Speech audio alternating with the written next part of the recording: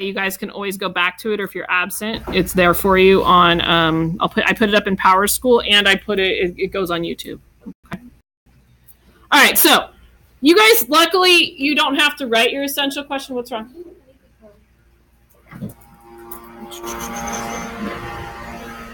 There's the code.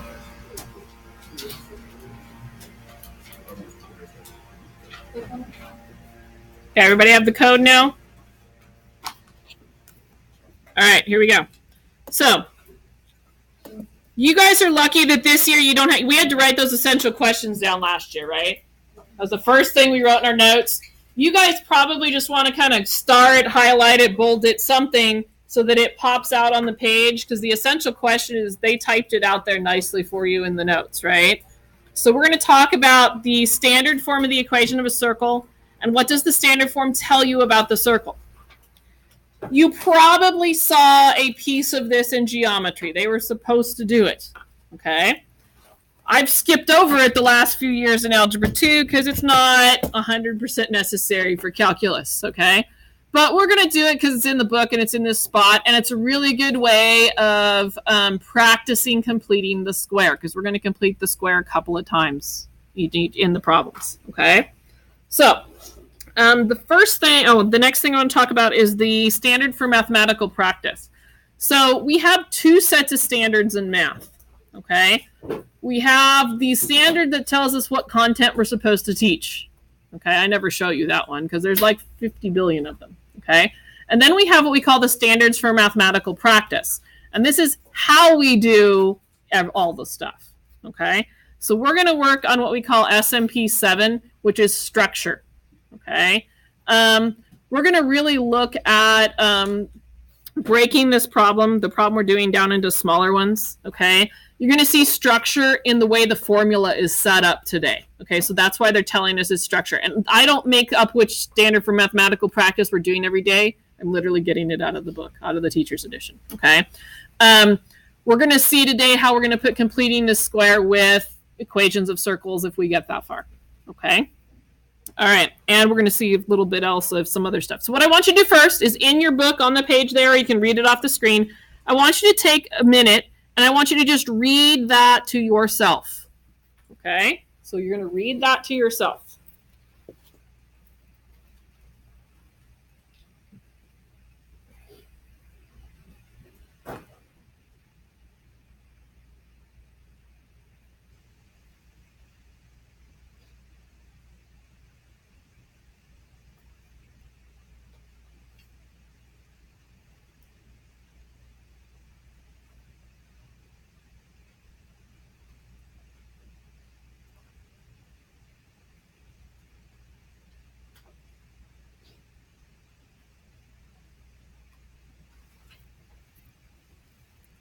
Okay, I'll get my little screen back. It lost the connection.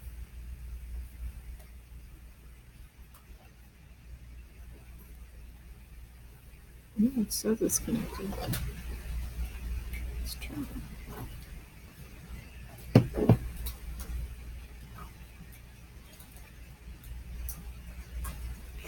You all have it on your screen. So see, this is what happened during zero period, and I completely lost it at top.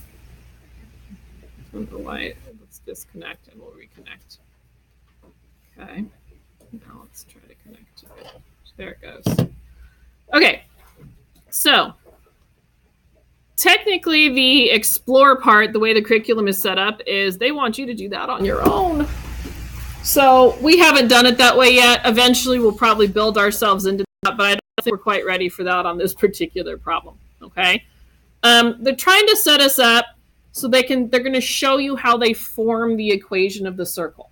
They're trying to show us the math behind what we're going to actually, the formula we're going to use. Okay, so that's the purpose of what we're doing right now. All right, so recall that a circle is a set of points in a plane that are a fixed distance called the radius from a given point called the center. Radius and center are all familiar, should all be familiar terms to us. Okay, and we can see those pictured here in the circle, right? The center is this C. And then the radius is that line right there that has an R on it, right? It goes out from the center to the edge of the circle. It could be anywhere. It has infinite number of radii in the circle, okay? The coordinate plane is shown in the circle with center HK. HK should look familiar. Didn't we use HK when we were doing a parabola? Right? We use that same notation where H is representing the X values and K is representing the Y values. We're doing that same thing or those same letters with the circle. Okay? I'm going to erase that. All right.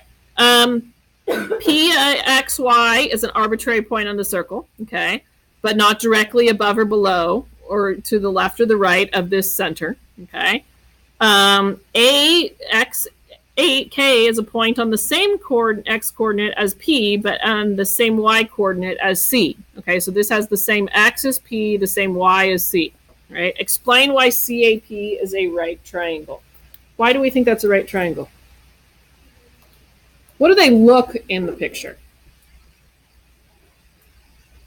What does this look like? It looks like a right angle, right? What's a fancy word for that, for the lines? Starts with a P. They're perpendicular. They look pretty perpendicular in the picture. But because they look perpendicular, are they necessarily perpendicular? No. What would actually guarantee that? What do we notice about these coordinates here? They're the same. So it has that A and P have the same X coordinate. You now sit right there. And C and A have the same Y coordinate. That's going to guarantee the perpendicular. Okay? So that's what we need to write down. You should see the gobbledygook that they have written down. We're simplifying it a lot. Okay? So we're going to say that P and A have the same... we said same X coordinate, right? And then C and A, that's an and symbol, okay, have the same Y coordinate. You're going to probably want to go grab your book. We'll get you fixed up after.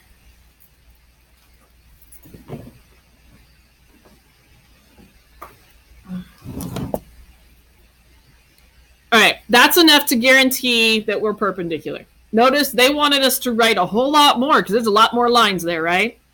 I think that that's good enough. Okay, the next thing I want you to do is I want you to take a minute and I want you to read B to yourself. Everybody take a minute, read B.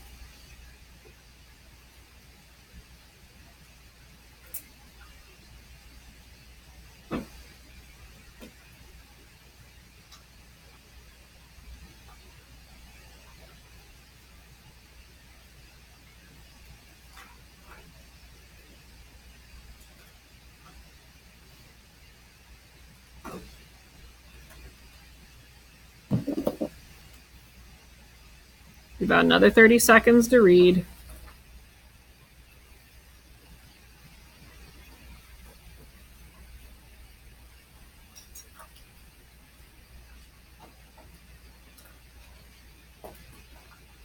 Okay, so their goal right here is to try to get us to set up the equation of the circle on our own, okay, without me just giving it to you, all right?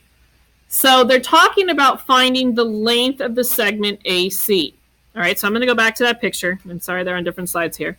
So AC, the length of the segment, notice the Y values are the same, right? So I've got to get the length of the segment from the X values. How would I do that? How would I figure out how long that is? Subtract. Oh, good, we're going to subtract them. Does it matter what order I subtract them in? Yeah. Does it matter? Is the distance between H minus X and X minus H the same? Yeah, so what do they put around it to make it the same, to guarantee it the same? The absolute value. So that's where the absolute values came in. Officially, what they wrote in the book was X minus H. So they did the further one away to the closer one. Okay. All right. They want us now to look at AP. Okay, so the ones that are the same were the X's, so we're looking at subtracting the Y's. So what do you think I'm going to do to subtract the Y's?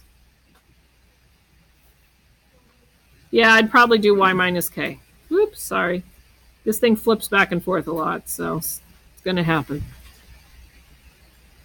At least you can see it on your screen now, right? So we're still looking better than last week. All right, then it wants us to say the length of segment CP. What do you notice is on CP? An R, so we're just going to write R. No absolute value needed. Okay. What's the Pythagorean theorem? Oh, I hate it when they teach it to you that way. Legs squared plus legs squared equals hypotenuse squared. The reason I hate it, though, I used to teach geometry back in the day. Okay, I've taught it all at some point. I've taught Algebra 1 all the way up through AP Calc. Only thing I haven't done is AP Stats and the weird dual enrollment classes. Okay, although they have all the same topics I've taught. So, the ABs and Cs at some point here, in fact this year, they turn into other things. Okay, so I hate it when they teach you ABC because they could be different. A, B, and C are just generic. What they're really talking about in the Pythagorean theorem is the leg squared plus the leg squared equals the hypotenuse squared, right? So leg, and hypotenuse. All right, so when I square things, what happens to the absolute values? When I square anything, what happens? Does it get to stay negative? No, it always goes what? Positive. So do the absolute values matter? No, if it's always going to be positive, absolute values aren't going to matter, right? So we're going to basically take what we found for our lengths here and we're going to plug them in. Do you see why they did the X first? Okay, because that's the way they're going to set up the formula. I could have done it the other way, just wouldn't have looked as nice in the formula. So I'm doing X minus, what's going in for that blank there? H, good. Y minus K, and then my across the equal sign is the R. That's the equation of a circle. You've probably seen that before. But my guess is your geometry teacher did not go through the development of it. And that's okay. All right, we're doing something new this year. All right. So all we did to get the equation of a circle was the Pythagorean theorem. All right. So that's what we're going to use. Notice, it started with the original point HK. Okay, that's what we plugged in originally. What do you notice about the signs of H and K? Yeah, they change, just like with the parabola, just like with the absolute value. When you go in or out of parentheses, in or out of absolute values, in or out of radical signs, you change the sign, okay? On this one, both the X and the Y are going to get changed, whereas on the parabola, only the X got changed, not the Y, because the Y was not in parentheses on the parabola, okay?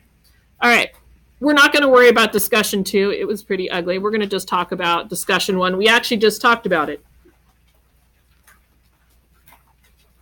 So why doesn't it matter if we use the absolute value inside the equation of the circle? What happens in the equation of the circle? We just said it. It all goes positive because it's what? It's squared. Okay, so we need to write that down, right? You can write it in your own words. Somewhat of a complete sentence would be great. I don't tend to write in complete sentences. So squaring any negative. See, I think my handwriting is actually more readable on the other board than this one, but we're going to go with this. Makes all values positive. So the absolute value goes away. Goes away. That's definitely not the way they wrote it. I put it into my own words. And I abbreviated because I can't spell. I was destined to be a math teacher my entire life because I was never been able to spell.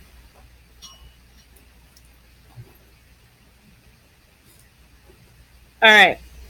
The next part is going to talk to us about writing the equation of a circle. And I'm going to do things in a slightly different order than the book does them in. Okay. All right. So we're going to do example 1A, and then we're going to probably skip ahead a little bit and then come back. Okay. So we'll see how far we get here. All right. So the standard form of the equation of a circle with center CK or C, HK, and radius R is this. You could maybe put a box around that, make it stand out somehow. We actually wrote it down already, right? It was in the explore part there. But you should make sure you know the equation of a circle. They didn't give us a nice pretty box to make that stand out for us. We got to do it ourselves, okay? And because of the way the notes are, we're doing more annotating this year than we are actually writing out the important pieces ourselves, right? When we had the math notebooks, notice we left the important pieces blank and you had to write those down, right? So we're working with this new stuff. We're going to see how it goes this year. The good news is when you go to calculus, I'm rebuilding the notebook, so have your spiral math notebook back next year. Actually, we might have one second semester if I get on the ball and actually do it for you. All right, so if you solve this equation R, you obtain the equation this. So all they did, and I think this is kind of goofy. I don't like the way they're solving this at all. All they did with this, I'm going to explain it. How do you undo the square on that? How do you undo the square on the R squared? So all they did was they took the square root of both sides, and that's how they got the radius equation. Okay, I don't like the way they're going to solve something later. They're using that radius equation. I think it's silly to memorize two things. Let's memorize this one and do the algebra from there.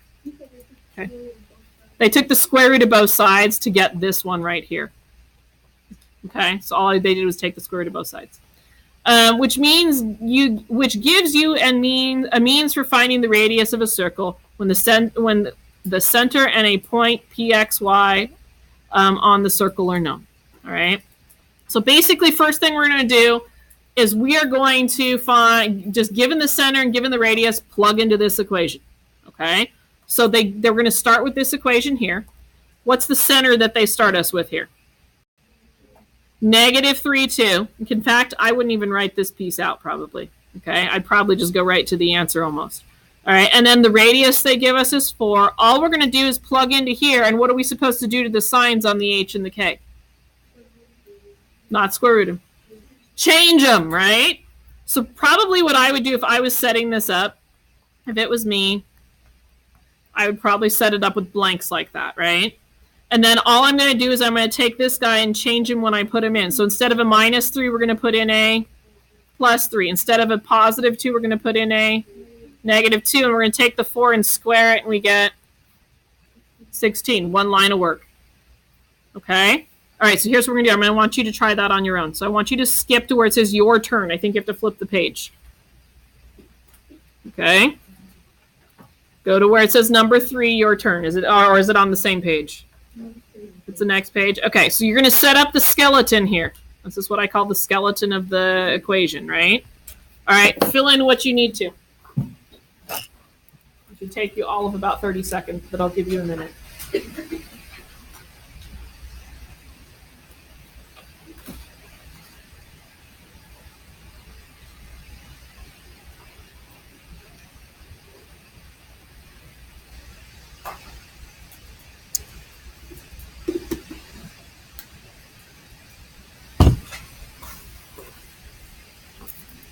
All right, what did we put in for the x? -1. What did we put in for the y? +4. And then what did we do to that 2? Square it. What'd you get? Easy peasy, right? Okay, let's go back. So flip back to the other one. I think they're nuts on this part here, okay? All right. Do you have some space off to the right side here? Okay, let's use the space off to the right side, okay?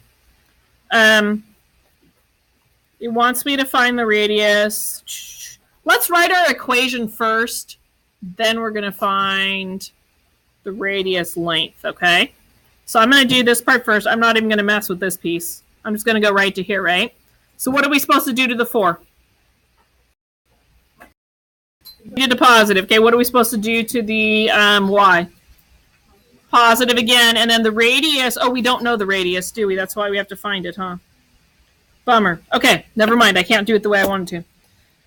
Okay, so I would have probably done, so off to the left side here, I would have done x plus 4 squared plus y plus 3 squared. So I'm writing the equation of the circle equals radius squared.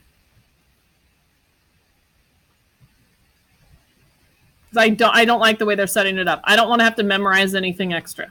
My brain can only hold so much. Believe it or not, we used to memorize all those phone numbers that are in our phones. We don't anymore. I can tell you my husband's, and that's about it. All right. So now what we want to find is the r, right? So don't I have some numbers I can plug in for the x and the y? Yeah. So what are we going to plug in for the x? 2. So 2 plus 4 squared plus, and then what are we going to plug in for the y?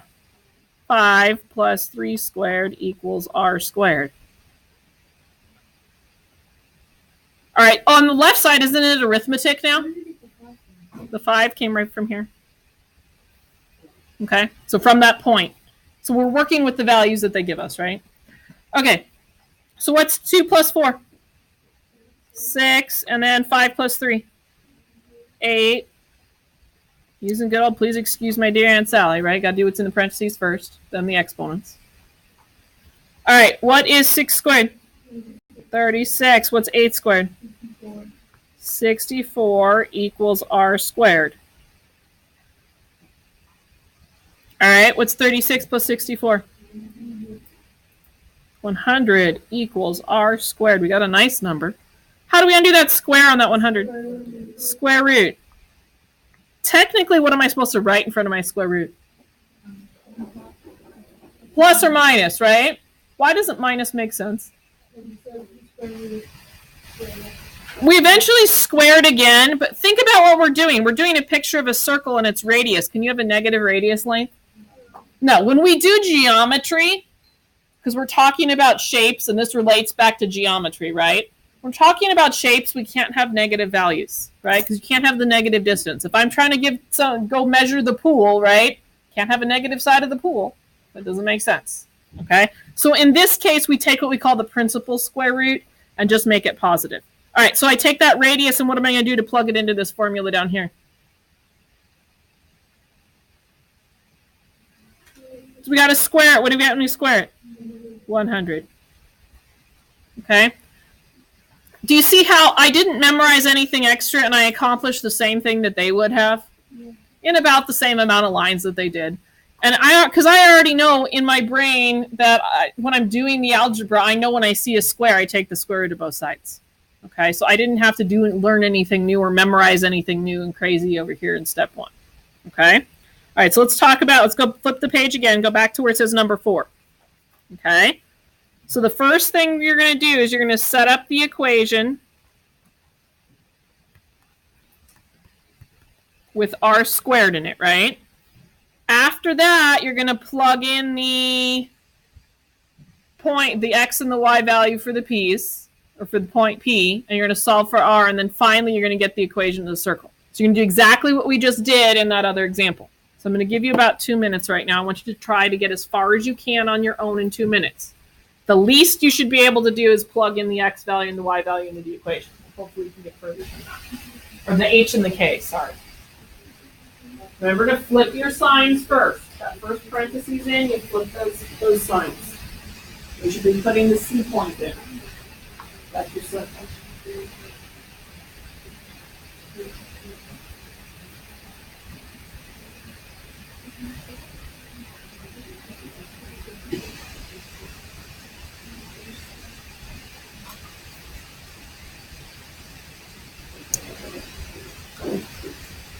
Don't write too big. It looks like isn't that crazy? They give you all that space to do the type code. And you give you hardly any space to do work.